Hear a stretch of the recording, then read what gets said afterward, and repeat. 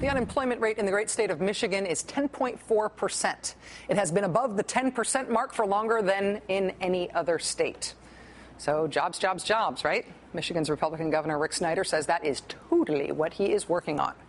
What he has actually been working on is a bill suggested by a right-wing think tank that does not disclose its funders that would give Snyder's administration the power to declare a financial emergency in your town and then abolish your town. It would give a financial emergency manager the ability not only to abolish your town, but to also fire everyone you ever elected there to represent you. When it emerged today that the same think tank that suggested the financial martial law bill in Michigan was using the state's open records laws to demand to see any emails from state professors that mentioned things about the Wisconsin union fight or that mentioned the word Maddow, I want to let you know that we called that conservative think tank. They are, if you phonetically read the name of the think tank, it is Mackinac. They apparently prefer to be called Mackinac. I'm going to keep calling them Mackinac. The Mackinac Center, we called them today. We asked them to be on the show. They said no. We also asked the Charles Koch Foundation, which funds Mackinac. We asked them to be on the show. We got no response from them. We also asked the Walton Family Foundation to be on the show tonight. This is the Walton family from Walmart. They also fund this conservative think tank in Michigan. We got no response from the Walton Foundation. We then asked the Edgar and Elsa Prince Foundation to be on the show tonight, since they too fund Mackinac. They are the parents of Eric Prince, who runs Blackwater. The Prince Foundation did not so much say no to us as they did say they had no idea what we were talking about, and then they seemed very alarmed that we had called them, and then they hung up on us. But hot on the heels of this abolish your town financial emergency power assertion, Michigan Governor Rick Snyder this week decided to do something directly related to jobs. He is tackling unemployment in Michigan, by which I mean yesterday, Governor Snyder signed a measure passed by the Republican-led Michigan legislature that would cut unemployment benefits in the state by 6 weeks, starting next year. Governor Snyder and Michigan Republicans are tackling the unemployment problem in their state by making sure that people without jobs in Michigan get less help.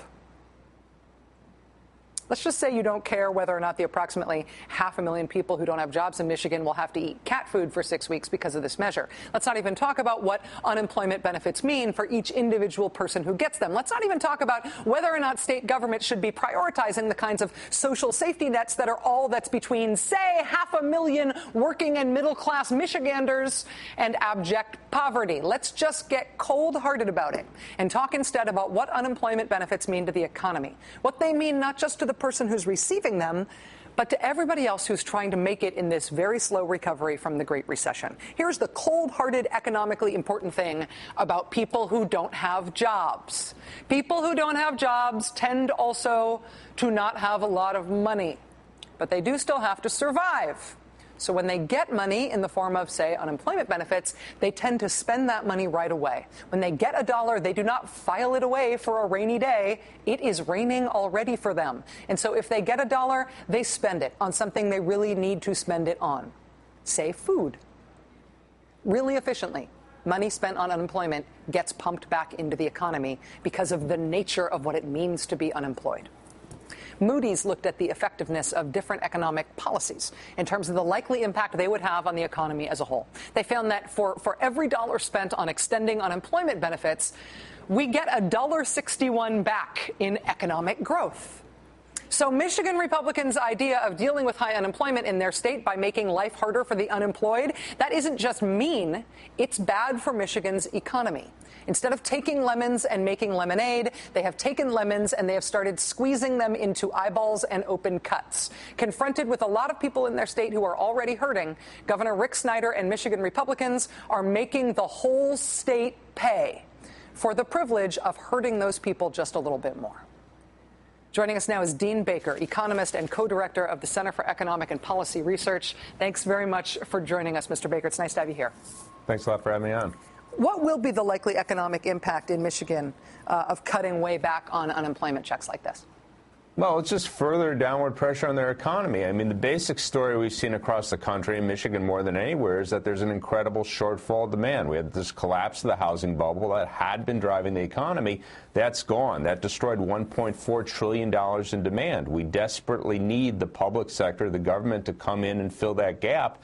Unemployment insurance is a great way to do that. So, again, exactly as you said, apart from what it does to the workers and their families, this is cutting demand from Michigan's economy. Fewer jobs. How could that be a good story? Well, at the federal level, we're seeing some of the same kinds of proposals. House Republicans also said they want to cut food stamps very dramatically federally. Would that have the same kind of economic impact across the country? It's the same sort of story. People getting food stamps, it's the same situation with the unemployed. They don't have, they need to spend that money. They need the food. And, the bizarre story, the Republicans seem to have this idea, at least implicitly, that somehow you have firms out there, you have stores, factories, offices, they're going to go out and hire people because they see, hey, the government cut food stamps, good time to hire. I don't know anyone like that. I've taken to asking the stores I go to, talking to the people there, are you going to hire people if the government cuts food stamps?